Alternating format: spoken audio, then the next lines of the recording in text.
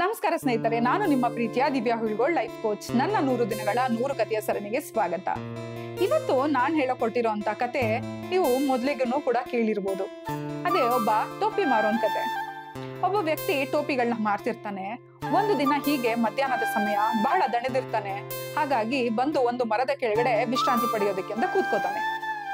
ಆಗ ಹೀಗೆ ಅವನು ಕಣ್ಮುಚ್ಚಿ ನಿದ್ದೆಗೆ ಹೋಗೋ ಸಮಯದಲ್ಲಿ ಅಲ್ಲಿದ್ದಂತ ಒಂದಷ್ಟು ಕೋತಿಗಳು ಅವನ ಬಳಿ ಇದ್ದಂತ ಟೊಪ್ಪಿಗಳನ್ನೆಲ್ಲ ತಗೊಂಡು ಹೋಗಿ ಮರದ ಮೇಲೆ ಕುತ್ಕೊಂಡ್ಬಿಡ್ತವೆ. ಈಗ ಆ ವ್ಯಕ್ತಿಗೆ ಎಚ್ಚರ ಆಗುತ್ತೆ. ನೋಡ್ತಾನೆ, ಟೊಪ್ಪಿಗಳೆಲ್ಲ ಇರೋದಿಲ್ಲ. ಕಣ್ ತೆಗೆದು ನೋಡಿದಾಗ ಒಂದು ಟೊಪ್ಪಿನೂ ಇರಲ್ಲ.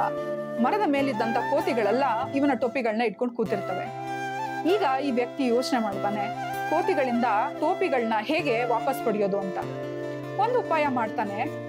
ಒಂದಿಷ್ಟು ಆಕ್ಷನ್ಸ್ ಗಳನ್ನ ಮಾಡ್ಲಿಕ್ಕೆ ಶುರು ಮಾಡ್ತಾನೆ. ಅದನ್ನ ನೋಡಿದಂತ ಕೋತಿಗಳು ಕೂಡ ಇವನನ್ನೇ ಅನುಸರಿಸಲಿಕ್ಕೆ ಶುರು ಮಾಡ್ತವೆ. ಇವನು ಹೇಗೆಲ್ಲ ಹಾವಭಾವ ಮಾಡ್ತಿರ್ತಾನೋ ಕೋತಿಗಳು ಕೂಡ ಹಾಗೆ ಮಾಡ್ತಿರ್ತವೆ. ಇದೇ ಸಮಯನ ಉಪಯೋಗಿಸ್ಕೊಂಡು ಆ ವ್ಯಕ್ತಿ ತನ್ನ ತಲೆ ಮೇಲಿದ್ದಂತ ಒಂದು ಟೊಪ್ಪಿಯನ್ನ ತೆಗೆದು ಕೆಳಗಡೆಗೆ ಹಾಕ್ತಾನೆ.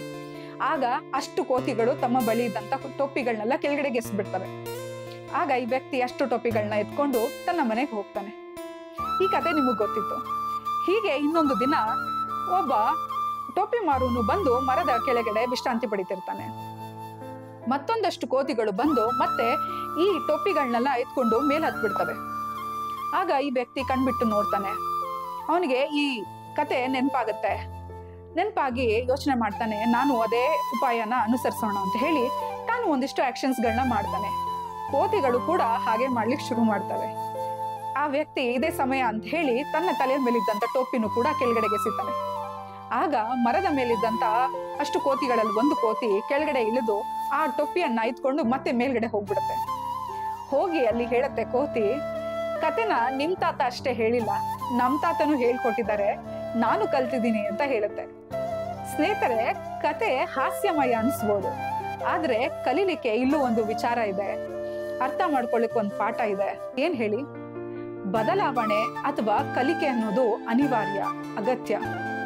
ಯಾವತ್ತು ನಾವೇನ್ ಕಲ್ತಿದೀವೋ ಅಥವಾ ನಮ್ಗೇನ್ ಗೊತ್ತಿದ್ಯೋ ಅಷ್ಟೇ ಸಾಕು, ಇದೆಲ್ಲ ನಮ್ಗೆ ಗೊತ್ತಿರೋದು ಅನ್ಕೊಂಡ್ರೆ ಬಹಳನೇ ಮೂರ್ಖತನ. ಈ ಬದಲಾವಣೆ ಕಲಿಕೆ ಅನ್ನೋದು ಎಲ್ಲದರಲ್ಲೂ ಮುಖ್ಯ. ನಮ್ಮ ಉದ್ಯೋಗ ವ್ಯಾಪಾರ ಆಗಿರ್ಬೋದು, ಅಥವಾ ನಮ್ಮ ಆರೋಗ್ಯದ ದೃಷ್ಟಿಯಿಂದ ಇರ್ಬೋದು, ಅಥವಾ ಆಸ್ ಎ ಪೇರೆಂಟ್ ಒಬ್ಬ ಪೋಷಕನಾಗಿನೂ ಕೂಡ ಮಕ್ಕಳನ್ನ ಬೆಳೆಸೋದು ಕೂಡ ಒಂದು ಚಾಲೆಂಜ್.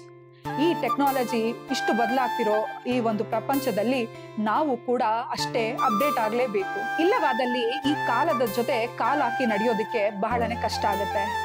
ಹಾಗಾಗಿ ಬದಲಾವಣೆ ಎಲ್ಲರ ಅನಿವಾರ್ಯ. ಕತೆ ಇಷ್ಟ ಆಗಿದೆ ಅನ್ಕೊಂತೀನಿ. ಇಂತಿ ನಿಮ್ಮ ಪ್ರೀತಿಯ ದಿವ್ಯಾ ಹುಳ್ಗೋಳ್ ಲೈಫ್ ಕೋಚ್.